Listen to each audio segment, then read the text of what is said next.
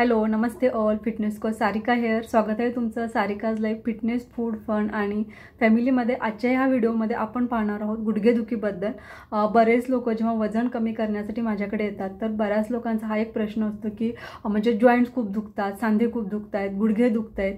आणि जनरली तुम्हालाही माहिती असेल की जेव्हा वजन वाढतं तर जनरली लोकांना गुडघेदुखी आणि सांधेदुखीचा त्रास सुरू होतो. आणि याचं मेन रिझन हे पण असतं की वाढलेलं वजन वाढले, आता ते कमी करायचं आहे, त्याच्यासाठी व्यायाम वॉक करायचं आहे, पण आम्ही करू शकत नाही. तर ह्याच्यासाठी काय करायला पाहिजे हा असा बऱ्याच लोकांचा क्वेश्चन असतो. तर आपण याबद्दलच आजच्या ह्या व्हिडिओमध्ये पाहणार आहोत. त्याच्यासाठी काय काळजी घ्यायला पाहिजे किंवा आहारामध्ये काय काय बदल करायला पाहिजे हे सगळं आपण व्यवस्थितपणे आजच्या ह्या व्हिडिओमध्ये समजून घेणार आहोत. गुडघेदुखी ही वरवर पाहता साधी वाटली तर एकदा चालू झाली आणि आपण त्याची जर व्यवस्थित काळजी नाही घेतली तर ती एक त्रासदायक व्याधी बनू शकते.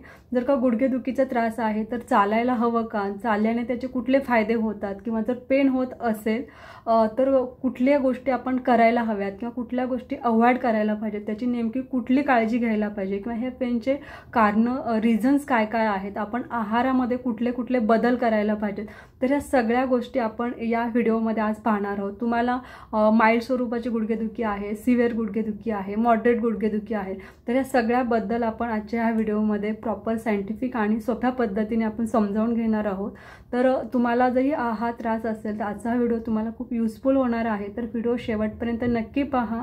आणि चॅनलवरती तुम्ही जर नवीन असाल तर नक्की सबस्क्राईब करायचं आहे आणि बेल आयकॉन प्रेस करायचं आहे की तुम्हाला प्रत्येक व्हिडिओचं नोटिफिकेशन मिळणार आहे आणि तुमचा असा कुठलाच माहितीपूर्ण व्हिडिओ मिस नाही होणार. सगळ्यात आधी समजून घेऊयात की गुडघेदुखीची कारणं कुठली कुठली आहेत. आपला गुडघा हा बोन आणि कार्टिलेज याच्यापासून बनलेला आहे. कार्टिलेज म्हणजे कुर्च्या, आणि याच्यामध्ये असलेलं वंगण फ्लुइड, जॉईंट फ्लुइड हे जे आहे हे वंगण म्हणून काम करतं.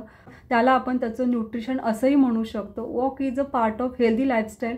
आपल्या हृदयाचं आरोग्य चांगलं ठेवण्यासाठी, आपल्या हाडांना बोन्सला मजबूती देण्यासाठी, शिवाय जॉईंट हेल्थ हे चांगलं ठेवण्यासाठी चालणं हे खूप गरजेचं आहे. गुडघे दुखत असतील तर चालणे हा एक रिकमेंडेड एक्झरसाइज आहे, कारण चालणे हा एक हलका फुलका आणि लो इम्पॅक्ट एक्झरसाइज आहे.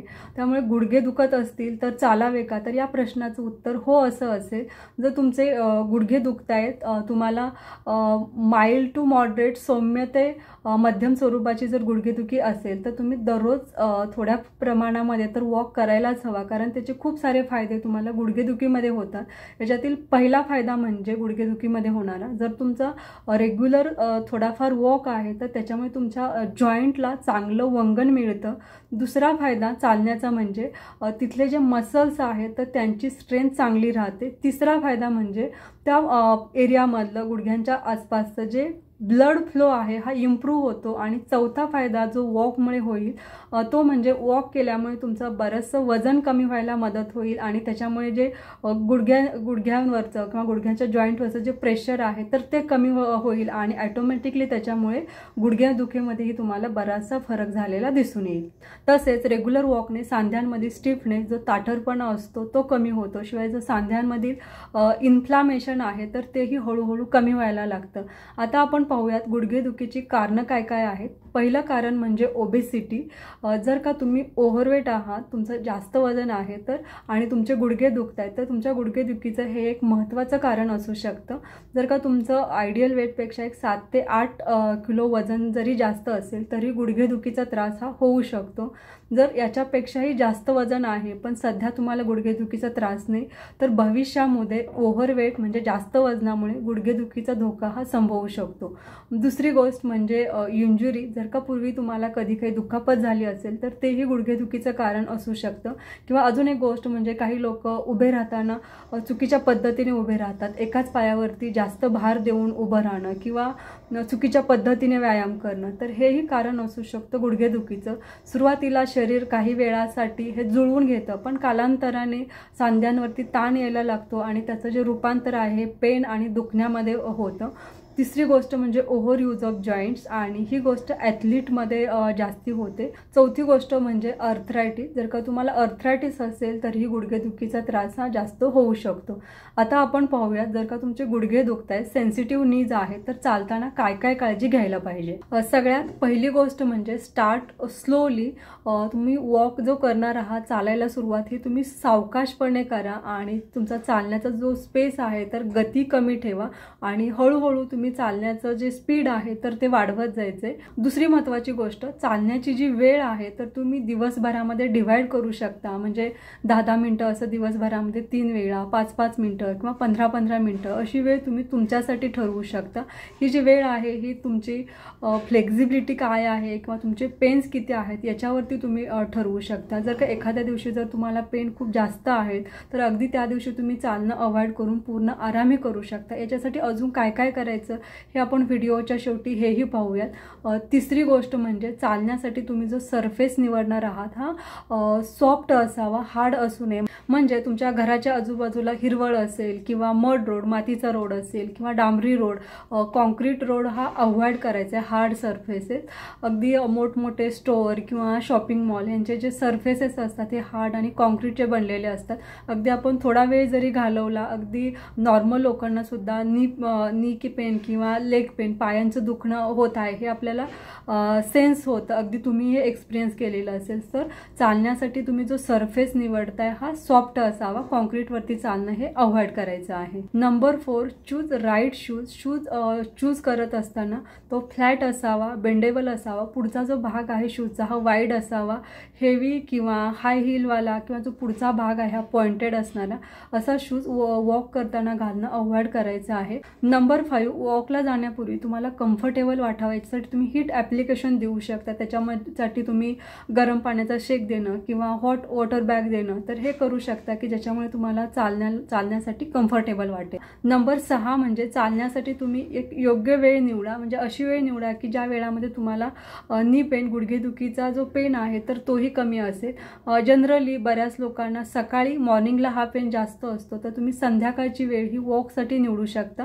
तर अशा पद्धतीने तुम्ही काळजी घेतली आणि तुम्ही व्यवस्थित तुमच्या चालण्याच्या वेळा निवडल्या तर वॉक हा रेग्युलर आणि कन्सिस्टन्सीने व्हायला लागतो. नंबर 7, गुडघे दुखत आहेत. तर कॉमनली दिसून येणारी गोष्ट बऱ्याच लोकांमध्ये, गुडघे दुखत आहेत म्हणून तासन तास एकाच जागी बसून राहणं, तासन तास खुर्चीमध्ये बसून राहणं किंवा गुडघे दुखत आहेत म्हणून तासन तास मांडी घालून वज्रासनामध्ये बसून राहणं. तर असं केल्याने गुडघेदुखी ही कमी न होता वाढायला लागते आणि हे आपण लक्षात ठेवायला पाहिजे. थोडीफार तरी हालचाल ही आपली व्हायला पाहिजे. अर्ध्या तासापेक्षा जास्त वेळ एका जागी आपण बसून राहायला नाही पाहिजे. म्हणजे दिवसभरामध्ये ॲक्टिव्ह राहायला पाहिजे किंवा काही ना काही हालचाल करायला पाहिजे. गुडघे दुखत नाही म्हणून आपण जर एकाच जागी तुम्ही जर जास्त वेळ बसून राहिला तर गुडघेदुखी कमी न होता वाढायला लागते आणि हे एक दुष्टचक्र आहे. सो गुडघे दुखत आहेत म्हणून एकाच वेळी बसून न राहता दिवसभर स्वतःला ॲक्टिव्ह ठेवायचं आहे आणि जेव्हा जेव्हा शक्य आहे तर त्या वेळेस हालचाल करायची आहे. नंबर 8 म्हणजे लूज युअर वेट. जर तुम्ही ओबीज आहात किंवा ओव्हरवेट आहात तर जे एक्स्ट्राचं वेट आहे तर ते कमी करणं ही आपली प्रायोरिटी असायला पाहिजे. कारण जे एक्स्ट्राचं वेट आहे हे आपल्या गुडघ्याच्या सांध्यांवरती, नीजवरती प्रेशर आणतं किंवा आपल्या पायांच्या सांध्यांवरती प्रेशर आणतं आणि त्याच्यामुळे गुडघेदुखी ही जास्त व्हायला सुरुवात होते. त्यामुळे जर तुम्ही ओबीज आहात तर वजन कमी करण्याकडे लक्ष द्यायला पाहिजे. वजन जास्त आहे आणि गुडघेदुखी पण आहे आणि त्याच्यामुळे जर का तुम्हाला व्यायाम करायला किंवा वॉक करायला मर्यादा असतील तर आहारावरती लक्ष देऊन ही वजन कमी करणं ही आपली प्रायोरिटी असायला पाहिजे. आता पाहूया सिव्हिअर पेन किंवा खूप जास्त पेन असतील तर काय आपण काळजी घ्यायला पाहिजे. जेव्हा जास्त पेन असेल तर अशा वेळी कंपल्सरी रेस्ट घेणं हे खूप गरजेचं आहे. बरेच लोक असेही दिसतात की पेन आहे तरीही एक्झरसाईज करताना दिसतात. मग पद्मासन, योगा, वॉक किंवा बाकी एक्झरसाईज वगैरे. तर हे जे सगळे एक्झरसाईज हे आपण जर पेन होत असेल तर हे थांबवायला पाहिजे. त्या वेळासाठी पूर्णपणे रेस्ट द्यायला पाहिजे. जर तुम्हाला पेन होत असतील आणि त्याच्यामध्ये तुम्ही जर एक्झरसाईज कंटिन्यू चालू ठेवले तर पेन हा वाढू शकतो. त्या वेळासाठी आपण पूर्णपणे रेस्ट द्यायला पाहिजे. पेन कमी झाल्याच्या नंतर तुम्ही जो ठरवलेला व्यायाम आहे हा तुम्ही नक्कीच करू शकता. अशा वेळी आपण आपल्या शरीराची परवानगी घ्यायला पाहिजे. म्हणजे आपलं शरीर कम्फर्टेबल आहे का, व्यायामासाठी तयार आहे का, तर ही जी परवानगी आहे आपण आपल्या शरीराकडूनच घ्यायला पाहिजे. दुसरी गोष्ट पेन असताना करू शकता ती म्हणजे जर पेन असेल तर त्यावेळेस तुम्ही कोल्ड ॲप्लिकेशन देऊ शकता, म्हणजे बर्फाचा शेक देऊ शकता. काही लोकांना हॉट ॲप्लिकेशननी बेटर वाटते, म्हणजे त्यांना मोबिलिटी वाढली आहे असे जाणवते, किंवा काही लोकांना कोल्ड ॲप्लिकेशनने रिलीफ मिळतो, म्हणजे पेन कमी झालं आहे किंवा इन्फ्लॅमेशन कमी झाले हे त्यांना जाणवते. तिसरी गोष्ट म्हणजे कॉम्प्रेशन, हलकासा दाब देऊन आपण कॉम्प्रेशन देऊ शकतो. चौथी गोष्ट म्हणजे इलेव्हेशन, ज्या वेळेस तुम्ही रेस्ट करत असता त्यावेळेस तुम्हाला तुमचे जे पाय आहे ते वरती ठेवायचे आहेत, म्हणजे आपल्याला आपले जे पाय आहेत ते खाली लोंबकळत्या स्थितीमध्ये ठेवायचे नाही आहेत. आता आपण पाहूयात कुठल्या कुठल्या गोष्टी ह्या अवॉइड करायला पाहिजे, टाळायला पाहिजेत. पहिली गोष्ट म्हणजे ओव्हर एक्झरसाइज. बरेच लोक गुडघेदुखी आहे खूप जास्त तरीही दोरीवरच्या उड्या मारणं किंवा रनिंग करणं ह्या गोष्टी करतात. ऑलरेडी तुम्ही ओव्हरवेट आहात, गुडघेदुखी आहे, सिव्हिअर नी पेन आहे आणि त्याच्यामध्ये जर ह्या गोष्टी असे ओव्हर एक्झरसाइज करत असाल तर गुडघेदुखी अजून जास्त वाढू शकते. सो ऑलवेज मॉडरेशन इज की. आपण याच्यामध्ये सुवर्ण मध्य करायला पाहिजे. जसं की एकाच जागी बसून राहिल्यामुळेही तुम्हाला त्रास होऊ शकतो आणि ओव्हर एक्झरसाइज केल्यामुळेही त्रास होऊ शकतो. त्याच्यामुळे मॉडरेशन करायचे, लाईट स्वरूपाच्या ॲक्टिव्हिटी करायच्या आहेत आणि एकाच जागी बसून राहणं हेही अवॉइड करायचं आहे. आता आपण पाहूयात की आपण आपल्या आहारामध्ये कुठले कुठले पदार्थ घ्यायला पाहिजेत की जे आपल्याला गुडघेदुखीमध्ये फायदेशीर ठरतील. फर्स्ट म्हणजे वॉलनट, ज्याला आपण अक्रोड म्हणतो, आल्मंड, बदाम, ऑलिव्ह ऑइल, चिया सीड हे आपण आपल्या आहारामध्ये घ्यायला पाहिजे. जर तुम्ही नॉन व्हेजिटेरियन असाल तर तुम्ही तुमच्या आहारामध्ये फिश घेऊ शकता. गोड्या पाण्यातील मासे जसं की बांगडा असेल, रावस असेल हे तुम्ही तुमच्या आहारामध्ये घेऊ शकता. असे पदार्थ आपल्या आहारामध्ये घ्यायचे आहेत की ज्याच्यातून आपल्याला हेल्दी फॅट्स मिळतात आणि ओमेगा 3 फॅटी ॲसिड्स मिळतात. हे जे पदार्थातून मिळणारे जे ओमेगा 3 फॅटी ॲसिड्स आहेत हे आपल्या जॉईंटमध्ये चांगलं लुब्रिकंट द्यायला मदत करतात आणि याचा आपल्याला नी पेन कमी करण्यासाठी, गुडघेदुखी कमी करण्यासाठी नक्कीच फायदा होऊ शकतो. Yes, that's for today. Hope आजचा व्हिडिओ तुमच्यासाठी नक्कीच युजफुल असेल. तुम्हालाही जर गुडघेदुखीचा त्रास असेल तर या सगळ्या माहितीचा तुम्हाला वापर होईल. गुडघेदुखीचा त्रास आहे, ओव्हरवेट आहात तरी तुम्हाला वजन कमी करण्यासाठी या पूर्ण टिप्सचा फायदा होईल.